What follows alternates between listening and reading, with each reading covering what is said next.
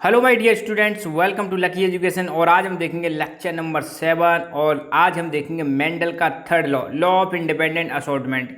Independent assortment वाला law देखेंगे। इससे पहले मैं दो लॉ ऑलरेडी करा चुका हूँ। आपको पता है मेंडल्स के लॉ ऑफ इनहेरिटेंस हम पढ़ रहे हैं और लॉ ऑफ इनहेरिटेंस में हमने दो नियम फिनिश कर लिए हैं। कौन कौन से करें? पहला करा था हमने लॉ ऑफ डोमिनेंस, दूसरा करा था लॉ ऑफ सेग्रीगेशन और law of purity of gametes.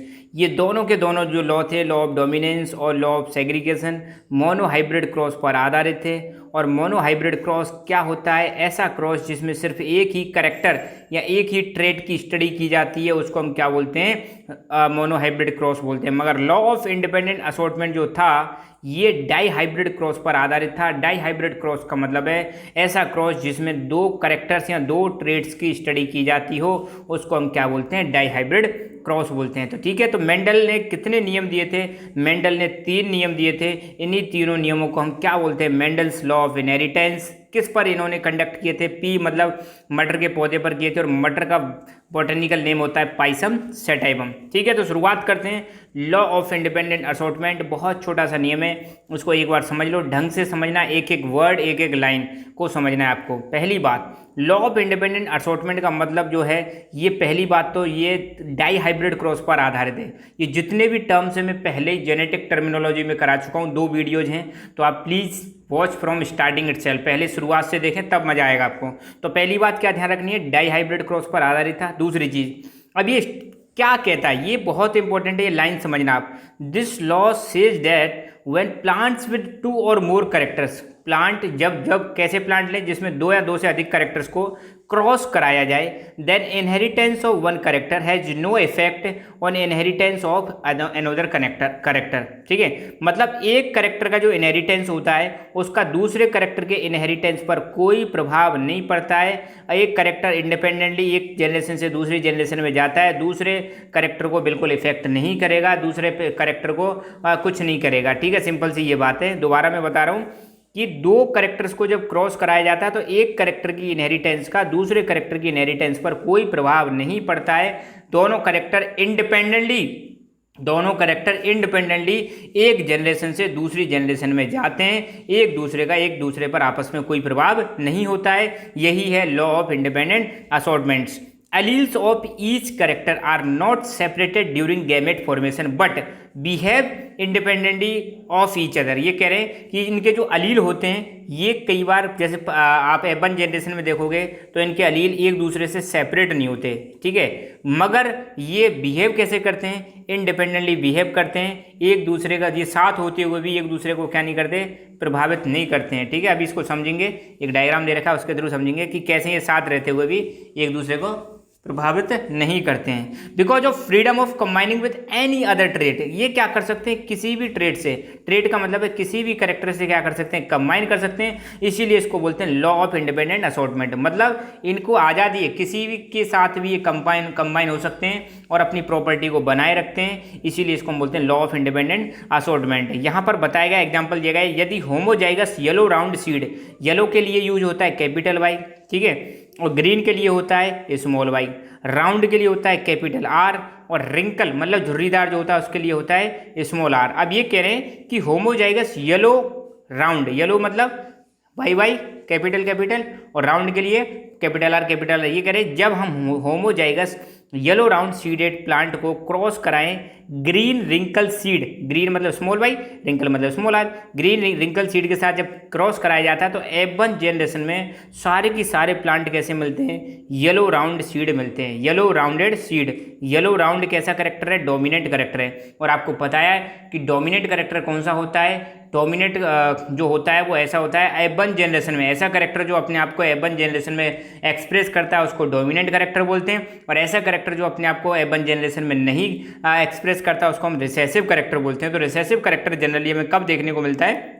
F2 generation में, ठीक है। तो यहाँ पर क्या लिया, येलो राउंडेड होमोजाइगस प्लांट्स ये को क्रॉस करा रहे हैं, किसके साथ क्रॉस करा रहे हैं, ग्रीन रिंकल होमोजाइगस प्लांट के साथ क्रॉस करा रहे हैं। तो ये है F1 जनरेशन। F1 जनरेशन में क्या मिलता है, येलो राउंडेड हेट्रोजाइगस मिलते हैं। यहाँ देखो आप, यहाँ अलील एक दूसरे के कंबाइंड है, मगर प्रॉपर्टी इनकी एक दूसरे को प्रभावित नहीं कर रही है, और ये इंडिपेंडेंटली बिहेव करेंगे नेक्स्ट वाली जनरेशन में, ठीक है।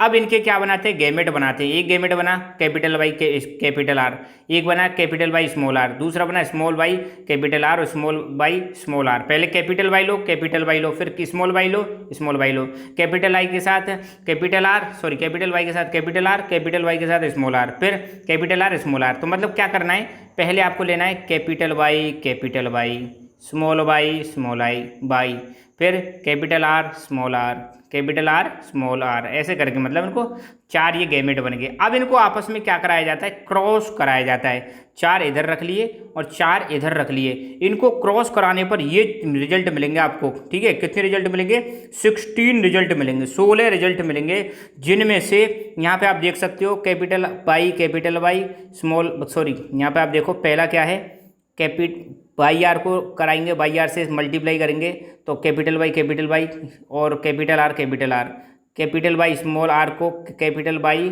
स्मॉल आर से मल्टीप्लाई करते जाओ। मतलब यहाँ पे ये मैथमेटिकल कैलकुलेशन तो आप कर ही लोगे, आई एम श्योर। मतलब इसको इससे मल्टीप्लाई करो, फिर इसको इससे मल्टीप्लाई करो, इसको फिर इससे, ये वाली फिल हो जाएगी, फिर इसको इससे ऐसे मल्टीप्लाई करोगे तो ये 16 आपको रिजल्ट्स मिलेंगे। जहाँ पर आपको फिनोटाइपिक अगर रेशियो देखें तो फिनोटाइपिक रेशियो क्या है, 9:3:3:1, ठीक है। ये है, आपको ये जरूर लिख के आना अगर ये नियम आता है। तो यहाँ पे फिनोटाइप रेशियो क्या आ रहा है, 9:3:3:1।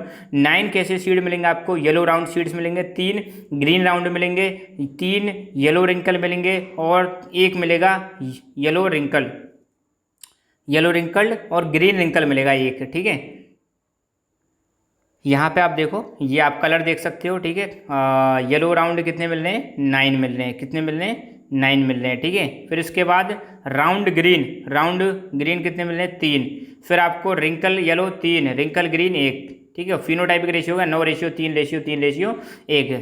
जीनोटाइप रेशियो की बात करें तो इसको रट लेना, 122 412 2 121, ऐसे करके याद रख लेना, 122 411 121, बीच में रेशियो लगा देना। मतलब यहाँ पे एक क्या है, कैपिटल वाई कैपिटल आर, 2 क्या है, capital Y small Y capital R, ऐसे करके, ठीक है।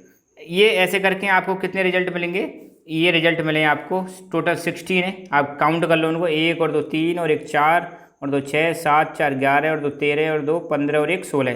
तो ये 16 रिजल्ट हैं। 16 में से यहाँ पे बता रखा है, जैसे 2 कैसे हैं, 2 capital Y small Y capital R वाले, ऐसी 4 कैसे हैं, capital Y small Y capital R small R, ऐसे करके आ रहे हैं। तो ऐसे करके ये जीनोटाइपिक रेशियो है, जेनेटिक कॉन्स्टिट्यूशन है। ये जीनोटाइपिक रेशियो ध्यान रखना, 122 412 और 121, ऐसे करके याद रख लेना, 122 412 121, ऐसे करके रट लेना इसको, ठीक है। बाई चांस पेपर में आ जाए, पूछा जा सकता है कि लॉ ऑफ इंडिपेंडेंट असॉर्टमेंट में जब मेंडल ने 2 कैरेक्टर्स को स्टडी किया था तो जीनोटाइपिक रेशियो क्या था, तो आपको बताना है 1:2:2:4:4:1:2:1:1। फिनोटाइप क्या था, 9:3:3:1, ऐसे करके इनको याद रखना है। ये वो आपसे नहीं पूछेगा, ये बहुत इंपॉर्टेंट है, ठीक है। हाँ, ये बहुत इंपॉर्टेंट है, ठीक है। तो यहाँ पे ध्यान रहना, इन्होंने 2 करेक्टर्स को एक साथ स्टडी किया था, डाइहाइब्रिड क्रॉस इसी को बोलते हैं। पहले इन्होंने क्या लिया, येलो राउंडेड होमोजाइगस प्लांट को ग्रीन रिंकल होमोजाइगस प्लांट से क्रॉस कराया, तो उनको F1 जनरेशन में सारे के सारे प्लांट कैसे मिले थे, येलो राउंडेड हेट्रोजाइगस, येलो यहाँ पे डोमिनेंट है और राउंडेड भी डोमिनेंट है। तो डोमिनेंट करेक्टर मिले उनको F1 जनरेशन में। फिर इनके 4 गैमेट्स बने, इनको फिर आपस में क्रॉस कराया, 4 को दूसरे प्लांट के 4 से क्रॉस कराया, तो फिर ये 16 रिजल्ट मिलते हैं, ठीक है। तो यहाँ पे देखो येलो राउंडेड थे।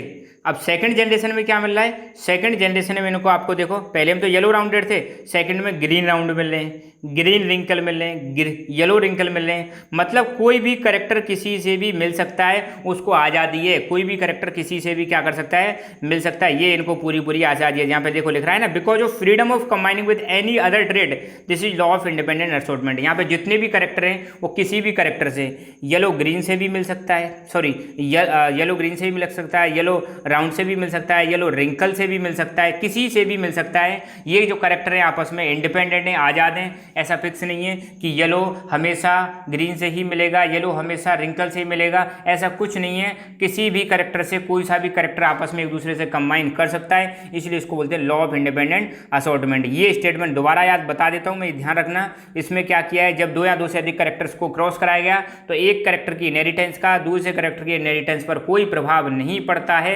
एक ये जो करेक्टर है अपने आप को इंडिपेंडेंटली एक्सप्रेस कर सकते हैं, कोई सा भी करेक्टर किसी भी करेक्टर के साथ मिल सकता है, इसीलिए इसको हम बोलते हैं लॉ ऑफ इंडिपेंडेंट असॉर्टमेंट बोलते हैं। ठीक है, तो 2-3 बार इसको सुन लेना, पढ़ लेना, क्लियर हो जाएगा। जीनोटाइपिक और फिनोटाइपिक रेशियो मस्ट है, बहुत जरूरी है, याद रखना।